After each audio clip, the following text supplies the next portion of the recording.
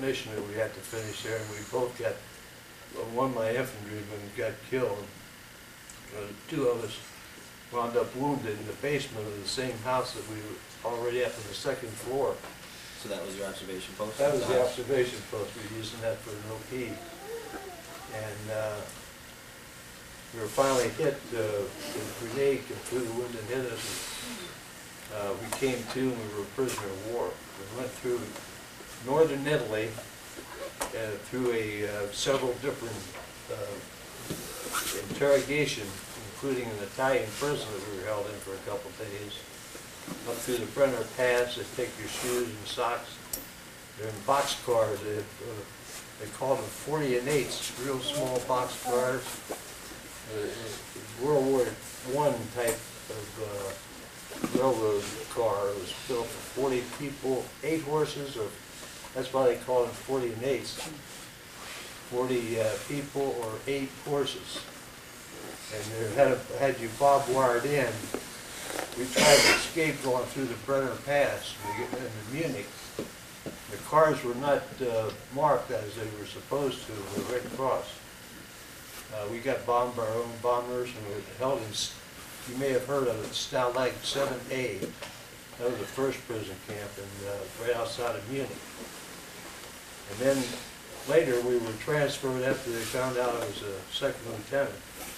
We were transferred from Stalag 7A all the way across Germany through Berlin to Poland to a prisoner of war camp called Auflag, because the officer Lager was the prison camp. So they abbreviated Auflag 64, which was Poznan, Poland. That's spelled out in this book here. You might want to jot it down. It's called The Last 100 Days by John Toland. He passed away. It was the last 100 days of World War II he wrote this on. And you might, I'm proud to tell you, my name is mentioned 2 different places in here for acknowledgments, helping give him a lot of data to help him write this book. We're also in several other books that one was written for Averil Harriman, who was the ambassador at large in Moscow.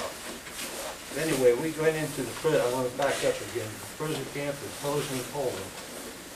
Now, in the same camp was General Patton's son-in-law. I was very fortunate to know that he was George Patton's married his only daughter, their only daughter.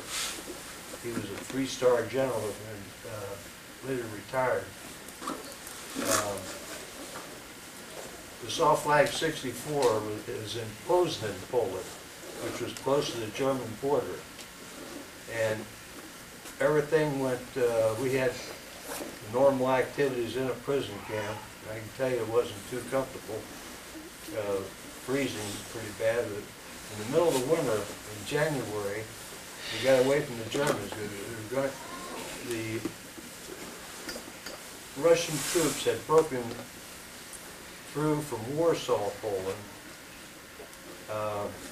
Brest-Litovsk first, Minsk and Slominsk, into Warsaw. Then they were making a big final drive into Berlin.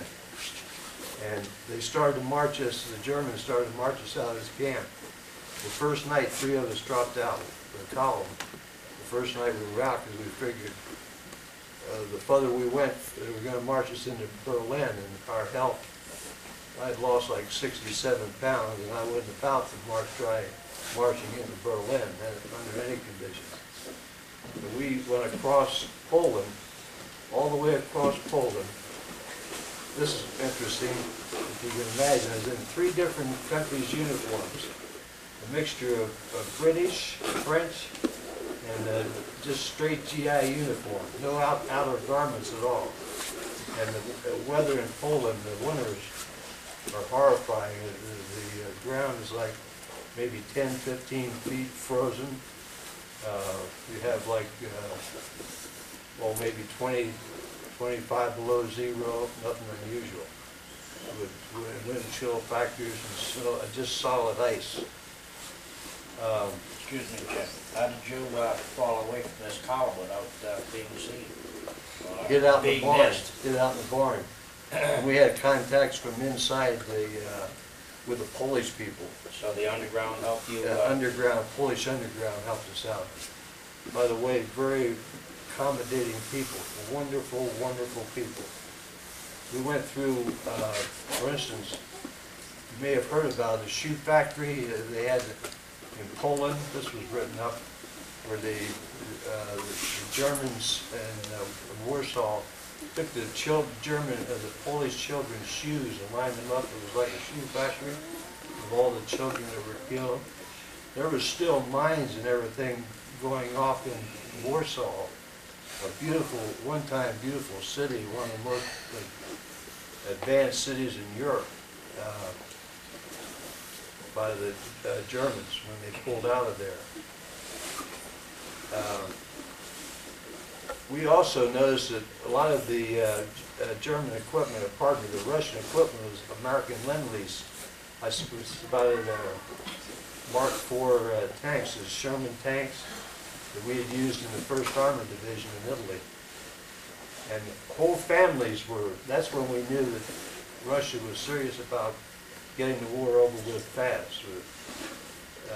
Whole families were fighting a war as part of, for instance, a tank group. You'd have a husband and wife and children making up one whole tank group. And we met in Warsaw, we met refugees that had lost everything. They'd lost their families, one time very well-to-do, like hotel owners that had nothing left. And everything they had owned was totally destroyed. Then we went to Brest. We went through the border, the new Russian border of Brest.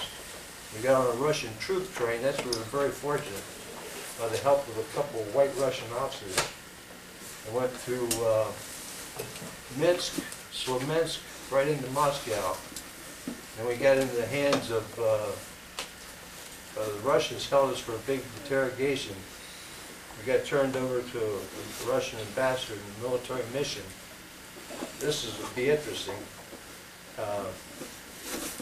There's 3 of us first. We were the first 3 American prisoners of war back in the whole European theater. 3 others joined us 2 days later. They flew a special plane out of a C-54 out of Yalta. There's the Yalta Convention. Historically, that's where Roosevelt, Stalin, and Churchill met for all their big plans for the ending of the World War II in Germany and the occupation. How they would go about finishing everything up.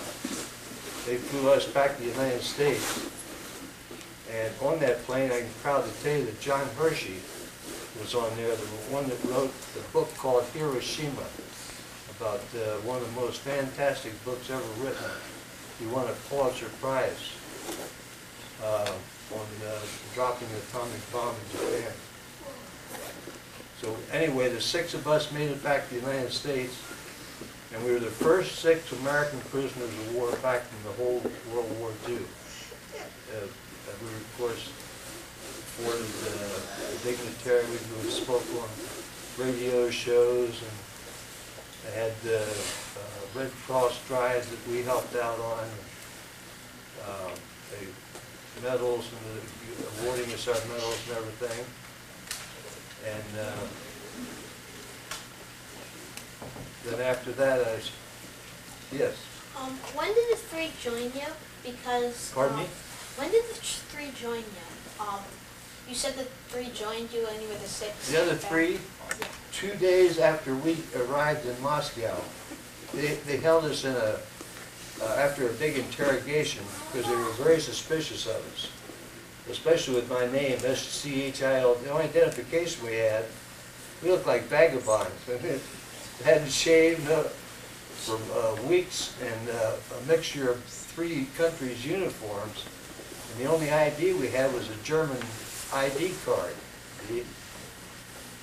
From the prison camp. from the prison camp. And 2 people, to show you how cold it was in that prison camp, by the way, at Christmas, oh, it's coming up, this will be ideal.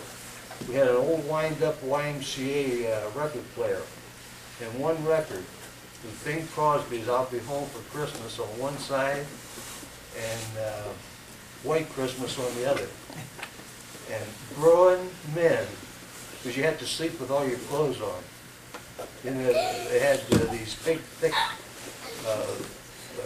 furnaces like in their stoves that only gave you enough coal to not even make it warm. You could practically sit on the stove or lean right against it. And you sleep with your shoes and boots and everything else on. Yes. What did you do in the prisoner of war camp?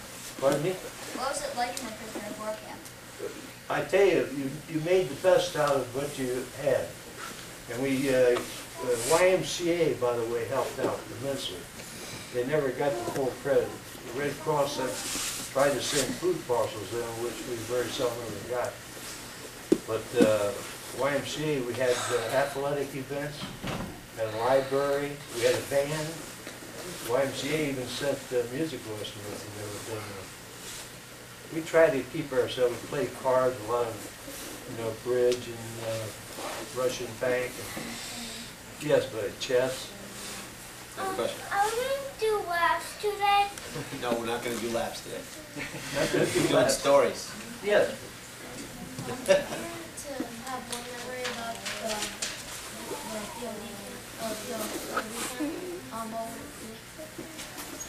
One memory, appreciation of the smaller, refined things of life, brother. Like eating, like food. It's amazing what happens when you start seeing bones in your body that you never saw before. You know? Yes, young lady. How come it's called a silver star, but it's really gold colored? Oh, the silver star, see, they have a bronze star and a silver star. The bronze star looks like that except for that little teeny silver in the middle of the star. That distinguishes, and it tells you on the back of it too, the name and for gallantry in action. Yes. How seriously were you wounded by the grenade? Were you just knocked out, or did you have like shrapnel in your body? I had mostly face wounds, believe it or not. I still have one small piece of German grenade in the cheek, and got a little piece under here, a piece over my ear, a piece on the side. I've lost a lot of blood. I tell you, when we woke up, I had a German burp gun staring me right in the face. And I felt so miserable, it didn't make any difference. They could have opened it up, they could have pulled the trigger, it wouldn't have made any difference. Because I didn't get a chance to accomplish the mission. Did you know Scott and Clinton